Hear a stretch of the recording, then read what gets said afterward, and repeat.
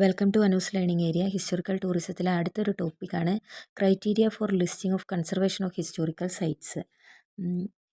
എന്ത് ക്രൈറ്റീരിയ അനുസരിച്ചിട്ടാണ് ഈ ചരിത്ര പ്രാധാന്യമുള്ള സ്ഥലങ്ങളെ ലിസ്റ്റ് ചെയ്തിരിക്കുന്നത്, കാറ്റഗറൈസ് ചെയ്തിരിക്കുന്നത് അല്ലെങ്കിൽ തരംതിരിച്ചിരിക്കുന്നത് നോക്കാം. ഒന്നാമത്തേത് ഹിസ്റ്റോറിക്കൽ ഇമ്പോർട്ടൻസ്, ചരിത്ര പ്രാധാന്യമുള്ളത്. ഹിസ്റ്റോറിക്കൽ ഇൻറ്റഗ്രിറ്റി, ചരിത്രപരമായിട്ടുള്ളൊരു സമഗ്രത കാണിക്കുന്നത്.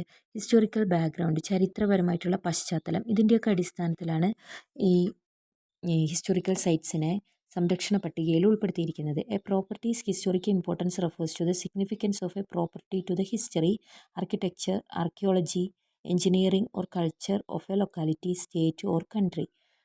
ഒരു വസ്തുവിൻ്റെ ചരിത്രപരമായിട്ടുള്ള പ്രാധാന്യം എന്നത് ഒരു പ്രദേശത്തിൻ്റെയോ സംസ്ഥാനത്തിൻ്റെയോ രാജ്യത്തിൻ്റെയോ ചരിത്രം, വാസ്തുവിദ്യ, പുരാവസ്തുശാസ്ത്രം, എഞ്ചിനീയറിംഗ് അല്ലെങ്കിൽ സംസ്കാരം എന്നിവയ്ക്കുള്ള ഒരു വസ്തുവിൻ്റെ പ്രാധാന്യത്തെയാണ് സൂചിപ്പിക്കുന്നത്.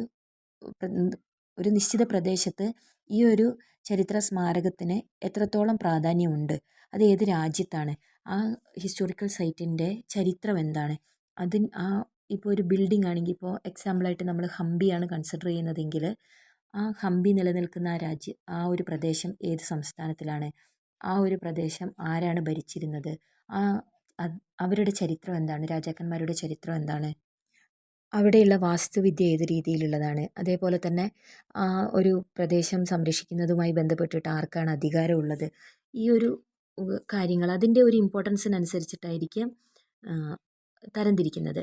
അതേപോലെ തന്നെ when choosing a building for conservation the following factors are taken in to consideration. നമ്മൾ പറഞ്ഞു ആർക്കിയോളജിക്കൽ സർവേ ഓഫ് ഇന്ത്യക്കാണ് ഇതിൻ്റെയൊക്കെ പൂർണ്ണ ചുമതല എങ്കിൽ ഒരു ഹിസ്റ്റോറിക്കൽ സൈറ്റ് തിരഞ്ഞെടുക്കുമ്പം താഴെ പറയുന്ന ചില കാര്യങ്ങളും കൂടി കൺസിഡർ ചെയ്തിട്ടായിരിക്കും, പരിഗണനയിൽ വെച്ചിട്ടായിരിക്കും ഇവിടെയുള്ള തിരഞ്ഞെടുപ്പ് നടക്കുന്നത്. ഒന്നാമത്തേതാണ് connection to events, activities or trends. ഏതെങ്കിലും ആ ഒരു പ്രദേശവുമായിട്ട് ഏത് രീതിയിലുള്ള ഈവൻറ്റ്സ് ആണോ ഉണ്ടായിട്ടുള്ളത്, അതുമായി എന്ത് തരത്തിലുള്ള പ്രവർത്തനങ്ങൾ നടന്നതാണ്, അതുമായി ബന്ധപ്പെട്ടിട്ടായിരിക്കും. ഇപ്പോൾ ഒരു മോണ്യുമെൻ്റാണ്, ഇപ്പം നമുക്ക് ഏതെങ്കിലും ഒരു ഹിസ്റ്റോറിക്കൽ സൈറ്റിൽ ഒരു സൈറ്റ് നമ്മൾ കണ്ടെത്തുമ്പോൾ അതിൻ്റെ ഒരു ചരിത്ര പ്രാധാന്യം എന്താണെന്ന് മനസ്സിലാക്കും. അവിടെ എന്ത് തരത്തിലുള്ള പ്രവർത്തനമാണ് നടന്നിരുന്നത് എന്ന് മനസ്സിലാക്കിയിട്ടാണ്, അതിന് ഇപ്പോൾ ഉള്ള പ്രസക്തി എന്താണെന്ന് നോക്കിയിട്ടാണ് ഹിസ്റ്റോറിക്കൽ സൈറ്റിനെ ഏറ്റെടുക്കുന്നത്.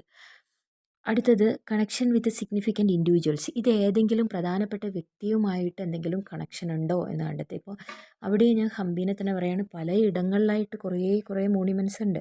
അപ്പോൾ ഇത് ഓരോന്ന് കണ്ടെത്തുമ്പോൾ ഈ രാജാവുമായിട്ട്, അവിടെ ഭരിച്ചിരുന്ന രാജവംശവുമായിട്ട് ഏത് രീതിയിലുള്ള ബന്ധമാണ് ഈ മോണ്യുമെൻറ്റ്സിനുള്ളത് എന്ന് കണ്ടെത്തുക. അതിനനുസരിച്ചിട്ടായിരിക്കും അതിനെ ലിസ്റ്റ് ചെയ്യുന്നത്.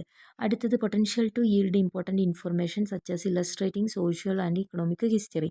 സാമ്പത്തികവും സാമൂഹികവുമായിട്ടുള്ള ചരിത്രം ചിത്രീകരിക്കുന്നത് പോലെ പ്രധാനപ്പെട്ട വിവരങ്ങൾ നൽകാനുള്ള സാധ്യതകൾ ഈ ഒരു മോണ്യുമെൻ്റ് അല്ലെങ്കിൽ ഒരു ഹിസ്റ്റോറിക്കൽ സൈറ്റ് കൊണ്ട് ആ ഒരു പ്രദേശത്ത് എന്ത് തരത്തിലുള്ള സാമൂഹിക സാമ്പത്തിക മാറ്റങ്ങളാണ് ഉണ്ടായിട്ടുള്ളത്, ആ ബന്ധം കണ്ടെത്താൻ കഴിയുകയാണെങ്കിൽ ആ സൈറ്റിനെ സെലക്ട് ചെയ്യും. Technological innovation such as dams, bridges etcetera. അണക്കെട്ട്, പാലങ്ങൾ മുതലായ സാങ്കേതിക വിദ്യകൾ, എന്തെങ്കിലും തരത്തിലുള്ള കണ്ടുപിടുത്തങ്ങൾ ഉണ്ടെങ്കിൽ അവയെ സംരക്ഷണ പട്ടികയിൽ ഉൾപ്പെടുത്തും. അതേപോലെ തന്നെ distinct town planning features such as squares, streets, avenues. Example Rajpath in Lutyens, New Delhi. ഇവിടെ ചതുരങ്ങൾ, തെരുവുകൾ, വഴികൾ. ഇപ്പം നമുക്കറിയാം എഡ്വിൻ ലൂട്ടിൻസ് ആണ് രാജ്പത്ത് ഡെവലപ്പ് ചെയ്തിട്ടുള്ളത്. അപ്പോൾ അതിനൊരു പ്രശസ്തിയായിട്ടുള്ളൊരു സ്ഥലമാണ്. അപ്പോൾ അതിനെ ഒരു ഹിസ്റ്റോറിക്കൽ സൈറ്റിൽ ഉൾപ്പെടുത്തും. നിങ്ങൾക്കറിയായിരിക്കും സിന്ധു നദീതട സംസ്കാരത്തിലെ തെരുവുകൾക്ക് വളരെയധികം ഒരു പ്രത്യേകതയുണ്ട്. ചതുരാകൃതിയിലുള്ള